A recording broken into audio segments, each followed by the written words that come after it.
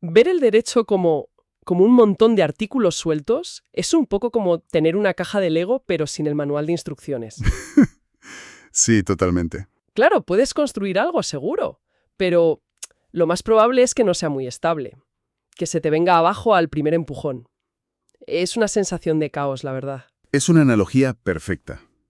Perfecta, porque lo que de verdad distingue a un jurista experto no es que se sepa de memoria las piezas, sino que tiene el manual en la cabeza. Sabe que no son piezas sueltas, vamos, que son parte de un único sistema. Pues hoy vamos a analizar precisamente ese manual de instrucciones. Las fuentes que tenemos son extractos de un texto de argumentación jurídica para juristas en Colombia que se titula Del artículo al sistema. Un título muy bueno, por cierto, muy directo. Y nuestra misión es justamente esa, entender cómo los juristas con experiencia dejan de ver esas piezas sueltas y empiezan a ver la maquinaria completa. Cómo se construye para que sea única, coherente y, en teoría, no deje a nadie sin respuesta. Exacto. La clave es ese cambio de perspectiva. Queremos pasar del tengo un artículo que me sirve al sé cómo moverme dentro de todo el sistema. Justo. Es que no es una acumulación de normas, un trastero legislativo, es un ordenamiento jurídico, un conjunto organizado, con su propia lógica interna. Y esa lógica, según lo que leemos en las fuentes, se sostiene sobre tres grandes pilares que vamos a explorar: la unidad, la coherencia y la plenitud. Unidad, coherencia y plenitud. Son como las tres promesas que el sistema se hace a sí mismo para no ser precisamente un caos de piezas de Lego. De acuerdo, pues empecemos por la primera promesa, la unidad. Si hay, no sé, miles de leyes, decretos, sentencias, ¿qué es lo que hace que todo eso sea un solo sistema y no cientos de sistemas paralelos y caóticos? Porque la sensación, a primera vista, es abrumadora. Lo parece, sí, pero es un caos ordenado.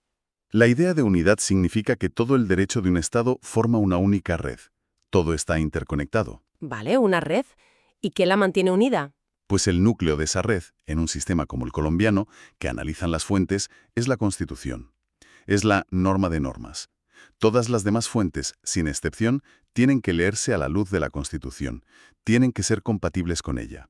Es el Sol, y todo lo demás son los planetas que giran a su alrededor. Y aquí las fuentes señalan algo interesante, que va más allá del simple documento. Dicen que no es solo el texto de la Constitución de 1991, sino algo más grande. Verdad, correcto. Se refieren a un concepto que es mucho más amplio y potente: el bloque de constitucionalidad. El bloque de constitucionalidad. Eso es. Que significa que, junto a la Constitución, en esa cúspide del sistema, también están ciertos tratados internacionales de derechos humanos, que el país ha ratificado. Esto refuerza todavía más ese vértice, o sea, crea un núcleo de valores. Dignidad humana, igualdad. Exacto, esos principios que lo unifican todo, no solo de una manera formal, sino también en torno a valores compartidos. Es como el ADN del sistema. Entiendo la idea, es una columna vertebral, pero esa imagen me sugiere algo rígido, uniforme. Y a la vez, el sistema colombiano, por ejemplo, reconoce la jurisdicción indígena o tiene regímenes especiales para un montón de cosas. ¿Cómo encaja ese pluralismo? ¿No son pequeñas grietas en esa idea de unidad? Esa es la pregunta fundamental, y la respuesta es una de las ideas más sofisticadas del derecho moderno. Unidad no significa uniformidad. El ordenamiento no es un bloque de granito. Claro, reconoce ese pluralismo que mencionas, el derecho indígena, el disciplinario, pero lo crucial es que ninguno de estos subsistemas es una isla. Todos están articulados y en última instancia subordinados al marco constitucional.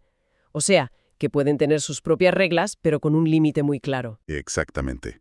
La jurisdicción indígena puede resolver conflictos según sus costumbres, vale, pero no puede imponer, por ejemplo, la tortura.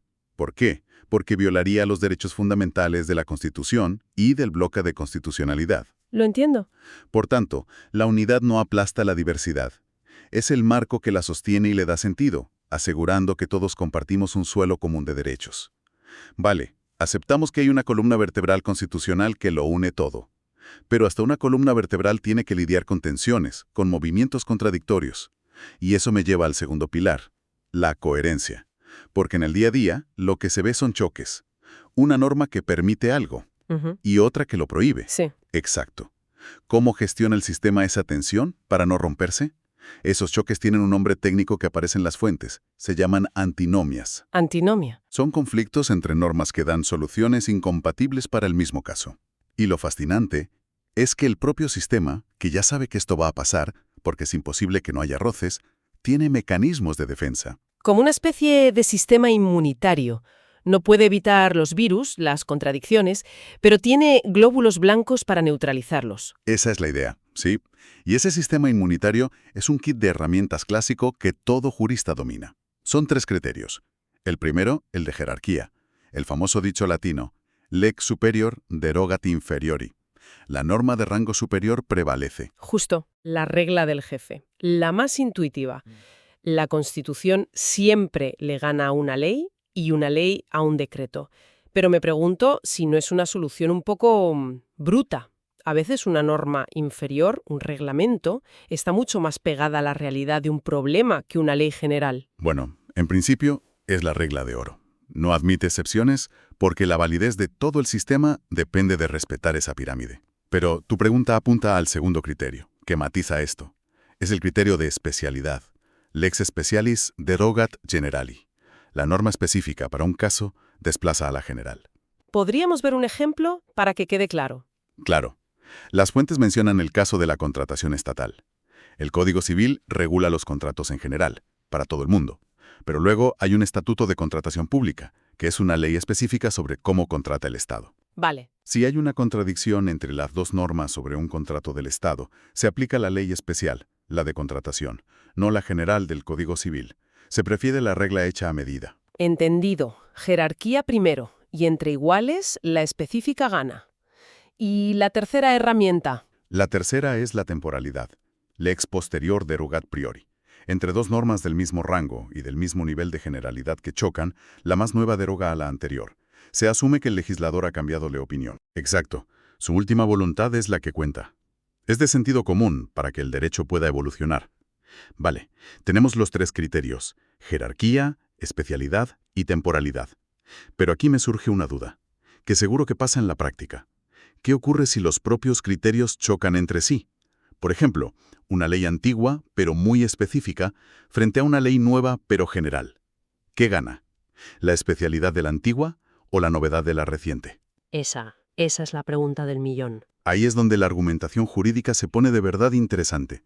No hay una respuesta matemática. No hay una superregla. No. El sistema no te dice, la especialidad siempre le gana a la temporalidad. Aquí es donde el jurista tiene que analizar la finalidad de las normas. Generalmente, se tiende a dar preferencia a la especialidad, pero no es automático. Entonces, en ese punto, el sistema te da herramientas, pero no la solución cerrada. Exige interpretación. Exacto. Y en un Estado constitucional moderno como el que describen las fuentes, esa interpretación siempre tiene un faro: la Constitución. La coherencia final no es solo que las leyes no choquen entre sí, sino que el resultado sea coherente con los valores del sistema. Vale, el sistema intenta ser uno y no contradecirse. Pero vamos a la tercera y última promesa: la plenitud. ¿Qué pasa cuando simplemente no hay norma? Cuando surge un caso totalmente nuevo, algo que el legislador nunca imaginó. No sé, un conflicto sobre activos en un metaverso. ¿Puede un juez levantar las manos y decir, lo siento, no hay ley para esto, no puedo decidir? Rotundamente no. Eso está prohibido. En la mayoría de sistemas se conoce como la prohibición de denegación de justicia. Y se basa en esto, en su pretensión de plenitud. El ordenamiento aspira a dar siempre una respuesta. No acepta que existan agujeros negros legales. Pero los agujeros existen. Las fuentes los llaman lagunas jurídicas. Parece una contradicción. El sistema dice que es pleno, pero admite que tiene lagunas.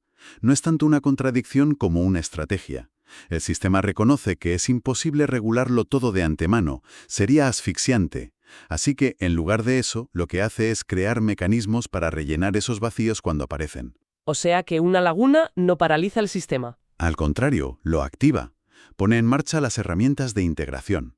Suena casi a magia. ¿Cómo se rellena un vacío legal sin inventarse una norma de la nada? Que eso es lo que haría un político, no un juez. Pues el sistema da varias herramientas, y son muy lógicas. La primera y más conocida es la analogía. Se busca un caso similar que sí esté regulado y se le aplica a esa solución. siempre que compartan la misma razón de ser. Ah, claro. Por ejemplo, si una ley protege el secreto de la correspondencia por carta, pues por analogía, un juez puede extender esa protección a los correos electrónicos. La razón de ser, proteger la comunicación privada, es idéntica. Pero esa herramienta debe tener límites, me imagino, sobre todo en áreas delicadas, por supuesto. Las fuentes lo subrayan. La analogía está prohibidísima en derecho penal si perjudica al acusado. No se puede crear un delito o una pena por analogía. ¿Por el principio de legalidad? Claro, tiene todo el sentido. Vale, la analogía para casos similares. ¿Y si no hay nada que se le parezca? ¿Qué más hay en la caja de herramientas del juez? Cuando la analogía no basta, se recurre a los principios generales del derecho. Son las ideas fundamentales que inspiran todo el sistema. La buena fe, la equidad, la dignidad humana. La Constitución es una fuente inagotable de estos principios.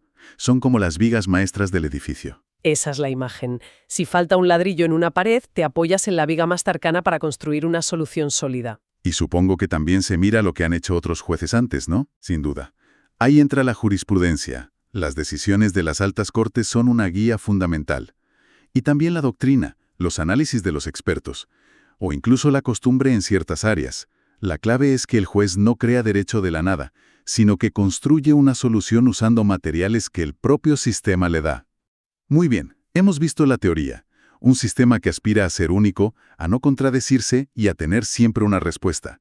Pero llevémoslo a la práctica. ¿Qué significa todo esto en el día a día de una abogada o un abogado? ¿Cómo cambia su forma de trabajar el entender esto? Cambia radicalmente. Las fuentes lo describen como un salto de calidad. Es la diferencia entre un artesano que sabe usar un martillo y un arquitecto que entiende la estructura. Me gusta esa imagen. Dejas de citar artículos aislados como si fueran balas de plata y empiezas a enmarcar tu argumento. Empiezas a decir cosas como dentro del ordenamiento constitucional colombiano o esta norma interpretada de forma aislada parece decir X, pero si la integramos con los principios de buena fe, suena más sofisticado pero tiene ventajas concretas. O sea, se ganan más casos así. Absolutamente. Son ventajas operativas. Primero, para resolver conflictos entre normas. En lugar de una discusión de «a mí me gusta más esta norma», aplicas con método los criterios y argumentas por qué uno debe prevalecer. El debate se vuelve técnico. Irracional. Segundo, para afrontar vacíos. En vez de rendirte, construyes una respuesta sólida usando la analogía o los principios. Le das al juez una solución ya masticada y justificada dentro del sistema. Y las fuentes insisten mucho en una tercera ventaja, que parece ser la más importante en el contexto colombiano. Sin duda. Argumentar siempre con la Constitución en mente. En un sistema donde la unidad y la coherencia se definen desde la Constitución, toda argumentación seria, tarde o temprano, escala al nivel constitucional. Quien se queda solo en la ley o el decreto, se queda, como dice el texto, en un derecho pre-1991. Está jugando un partido obsoleto. Totalmente. ¿Podrías darnos un ejemplo de ese contraste? Un argumento pre-1991 frente a uno sistémico. Claro. Imaginemos un caso de despido. El argumento pre-1991 sería: el artículo X del Código del Trabajo dice que se puede despedir pagando una indemnización. Mi cliente pagó. Caso cerrado. Plano. Una sola pieza de Lego. Vale. El abogado de la otra parte, con una visión sistémica, respondería: un momento. Sí, ese artículo existe, pero el ordenamiento es más que ese artículo. La Constitución del 91 consagra el derecho a la estabilidad laboral reforzada para personas vulnerables, como una mujer embarazada. La Corte Constitucional ha dicho que el despido en esas condiciones, incluso con indemnización, es discriminatorio. Por lo tanto, ese artículo del Código debe ser interpretado a la luz de la Constitución, y en este caso no es aplicable. La diferencia es abismal. ¿Ves la diferencia? El segundo argumento no ignora la ley, pero la pone en su sitio, dentro de un sistema mucho más grande. Es pasar de una foto en blanco y negro a una película en color y 3 dimensiones. Esa es la idea. Pasas de ser un citador de artículos a ser un intérprete del sistema. Así que, resumiendo, el ordenamiento jurídico no es un simple almacén de normas, un trastero donde se acumulan leyes.